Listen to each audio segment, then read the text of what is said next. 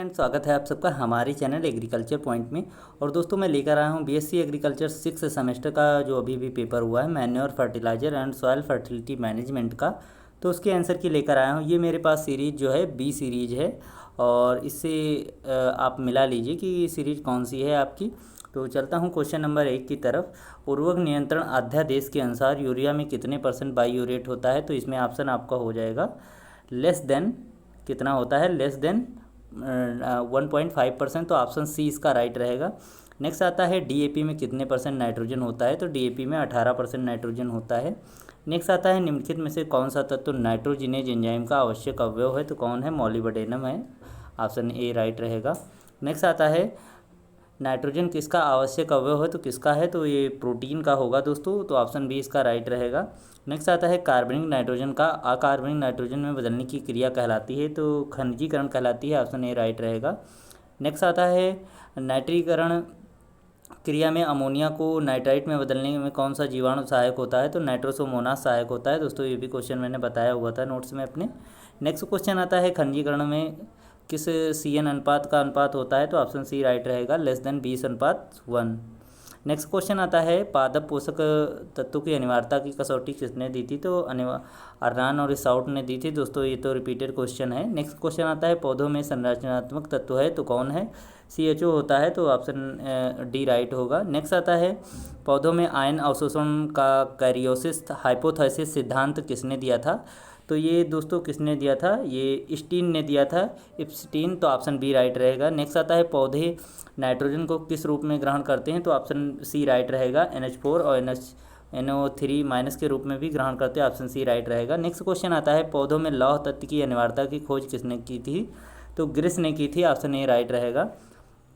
Next आता है निम्न में से कौन पोषक तत्व पौधों में अत्यधिक गतिशील होता है? तो फेरस होता है। ऑप्शन डी इसका राइट रहेगा। नेक्स्ट आता है कैल्शियम तत्व की कमी के लक्षण पौधे की किस भाग पे दिखाई देते हैं? तो टर्मिनल बड पर दिखाई देते हैं। ऑप्शन इसका डी राइट रहेगा, शीर्ष कलिका पर। नेक्स्ट क्वेश्चन आता है निम्न में से कौन द्वितीयक पोषक तत्व है? तो कैल्शियम है। तो ऑप्शन ए राइट रहेगा। नेक्स्ट क्वेश्चन आता है म्यूरेट ऑफ पोटास में कितने % पोटास होती है? तो 60% होती है। ऑप्शन बी राइट रहेगा। नेक्स्ट आता है जब पौधों में आयनों का परिवहन और वैद्युत रासायनिक विभवांतर के साथ होता है तो कहलाता है निष्क्रिय अवशोषण। ऑप्शन बी राइट रहेगा। नेक्स्ट क्वेश्चन आता है महुआ की खली में कितने % नाइट्रोजन होता है? तो 2.5% होता है दोस्तों। ये भी क्वेश्चन मैंने बताया था। ऑप्शन सी राइट रहेगा। नेक्स्ट क्वेश्चन आता है पोषक तत्व आयन का मृदा से जड़ों तक संचार कहलाता है? तो क्या कहलाता है? तो इसमें ऑप्शन आपका डी राइट रहेगा, उपयुक्त सभी। नेक्स्ट क्वेश्चन आता है मध्यम मृदा उर्वरता के लिए मृदा में कार्बनिक पदार्थ की मात्रा होनी चाहिए तो कितनी होनी चाहिए? तो ऑप्शन इसका बी वाला राइट रहेगा, 0.5 से 0.75% तक। नेक्स्ट आता है क्वेश्चन कौन सा तत्व मृदा में गतिहीन है? तो ऑप्शन बी राइट रहेगा, बोरान। नेक्स्ट क्वेश्चन आता है गेहूं में पादप ऊतक परीक्षण में कौन सी पत्ती के नमूने के रूप में लेते हैं? तो ऊपर से तीसरी पत्ती लेते हैं। ऑप्शन डी राइट रहेगा। नेक्स्ट क्वेश्चन आता है पौधे पोषक तत्वों को किस रूप में ग्रहण करते हैं? तो आयनिक रूप में। ऑप्शन सी राइट रहेगा। नेक्स्ट आता है आलू किस पोषक तत्व के कारण सूचक के रूप में इस्तेमाल होता है? तो पोटेशियम में होता है। नेक्स्ट क्वेश्चन आता है इंट्रोडक्टरी सॉयल साइंस किसने लिखी है? तो DK दास ने लिखी है। नेक्स्ट क्वेश्चन आता है मृदा उर्वरता मूल्यांकन के लिए निम्न में से कौन तकनीक उपयोग की जाती है? तो उपयुक्त डी ऑप्शन राइट रहेगा, उपयुक्त में से सभी। इसमें पौधों में पोषक तत्व की कमी के लक्षण, रासायनिक मृदा परीक्षण, जैविक परीक्षण सभी रहेंगे।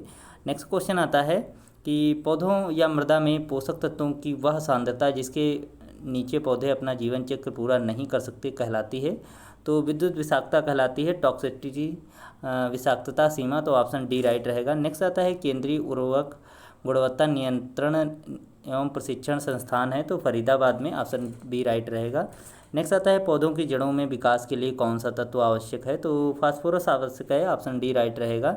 नेक्स्ट आता है कंपोस्ट बनाने की इंदौर विधि किसने दी थी? तो इंदौर विधि जो दी थी ए हावर्ड और वाई वार्ड ने दी थी। ये भी क्वेश्चन मैंने डाला था नोट्स में। नेक्स्ट क्वेश्चन आता है निम्न में से कौन हरी खाद के रूप में इस्तेमाल की जाती है? तो नहीं की जाती है, तो ज्वार नहीं की जाती है। नेक्स्ट आता है 23 किलोग्राम नाइट्रोजन की पूर्ति के लिए यूरिया की कितनी मात्रा प्रयोग करेंगे? तो 50 किलो करेंगे, क्योंकि 46 किलो 1 कुंटल में होती है। नेक्स्ट आता है सल्फर किस एमिनो एसिड का घटक है, तो इसमें ऑप्शन आपका डी राइट रहेगा, मेथिओनिन, सिस्टीन और सिस्टाइन सभी का। नेक्स्ट क्वेश्चन आता है नाइट्रोजन का प्राथमिक स्रोत क्या है, तो वायुमंडल है, एटमॉस्फेयर, ऑप्शन सी राइट रहेगा। नेक्स्ट क्वेश्चन आता है निम्न में से कौन नाइट्रीकरण अवरोधक के रूप में इस्तेमाल होता है, तो एन सर्वे होता है, तो ऑप्शन ए राइट रहेगा। नेक्स्ट आता है मिश्रित उर्वरक को बनाने के लिए कौन सा पदार्थ प्रयोग किया जाता है, तो सभी इसमें उर्वरक, अनुकूलन और पूरक पदार्थ सभी, तो ऑप्शन डी राइट रहेगा। नेक्स्ट आता है नई पत्तियों में अंतः सिरा हरिमाहीनता किस तत्व की कमी का लक्षण है, तो ये नाइट्रोजन की है, तो ऑप्शन डी राइट रहेगा। नेक्स्ट आता है मृदा उर्वरता आधार निम्न होगा जब नाइट्रोजन की मात्रा मृदा में होगी, तो less than 250 kilogram per hectare होगी जब। नेक्स्ट आता है पौधों में स्टोमेटा का संचालन किस तत्व द्वारा निर्धारित होता है, तो ये पोटेशियम के द्वारा होता है, ऑप्शन बी राइट रहेगा। नेक्स्ट आता है पौधों की कोशिका भित्ति का मुख्य अवयव कौन है, तो इसमें जो कैल्शियम है मुख्य अवयव, ऑप्शन सी राइट रहेगा। नेक्स्ट आता है यूरिया में रूपांतरण में कौन सा एंजाइम शामिल होता है, तो यूरिएज होता है, ऑप्शन ए राइट रहेगा। नेक्स्ट आता है दोस्तों निम्न में से कौन मंद विषाक्त नाइट्रोजन उर्वरक है, तो इसमें दोस्तों दोनों हैं, ये भी दोनों होंगे, तो सल्फर लेपित यूरिया और नीम लेपित यूरिया दोनों होंगे। नेक्स्ट आता है आवश्यक पादप पोषक तत्व किसने दिए हैं, तो कितने हैं, तो 17 होते हैं, ये भी क्वेश्चन डाला था। नेक्स्ट क्वेश्चन आता है निम्न में से कौन तत्व आवश्यक नहीं है लेकिन लाभदायक है, तो सोलेनिन है, तो ऑप्शन डी राइट रहेगा। नेक्स्ट आता है किस खली में अधिकांश नाइट्रोजन की मात्रा पाई जाती है, तो मूंगफली में जो पाई जाती है 7.3% पाई जाती है। नेक्स्ट आता है उर्वरक नियंत्रण आदेश किस वर्ष प्रभावी हुआ, तो 1985 में हुआ।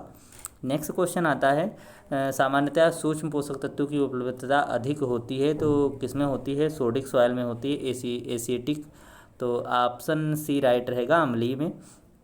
नेक्स्ट आता है जैव में से उर्वरक, कार्बनिक उर्वरक और तेल निकाली हुई खलियों को किस वर्ष उर्वरक नियंत्रण आदेश 1985 में शामिल किया गया था, तो इसमें दोस्तों 1985 ही ऑप्शन सही रहेगा, तो ऑप्शन डी इसका राइट रहेगा।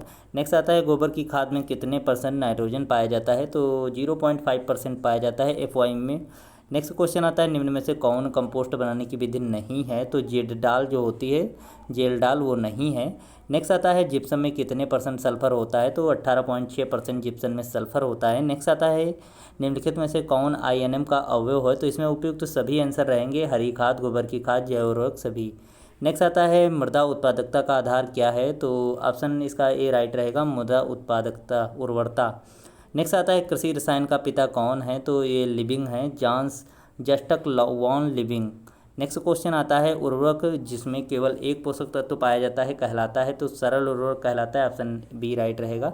ये भी क्वेश्चन दोस्तों रिपीटेड है। नेक्स्ट क्वेश्चन आता है निम्न में से कौन एमाइड उर्वरक का उदाहरण है, तो दोनों है इसमें, ये भी दोनों है, यूरिया और कैल्शियम साइनामाइड दोनों। नेक्स्ट आता है गन्ने का पहला ब्लाइट विकार किसकी कमी से हुआ था, तो ये दोस्तों मैग्नीज की, तो ऑप्शन डी राइट रहेगा। नेक्स्ट क्वेश्चन आता है जल विलेय फास्फोरस उर्वरक है, तो कौन सा है, सिंगल सुपर फास्फेट है, ऑप्शन बी राइट रहेगा। नेक्स्ट आता है किसान खाद किस उर्वरक को कहते हैं, तो इसमें कैल्शियम अमोनियम नाइट्रेट को कहते हैं, ऑप्शन ए राइट रहेगा। नेक्स्ट आता है मक्की की सफ़ेद कल का विकार किस तत्व की कमी से होता है, जिंक की कमी से होता है, ऑप्शन सी राइट रहेगा। और दोस्तों अगले पेपर के नोट्स पाना चाहते हैं तो चैनल को सब्सक्राइब कीजिए, लाइक कीजिए और शेयर कीजिए।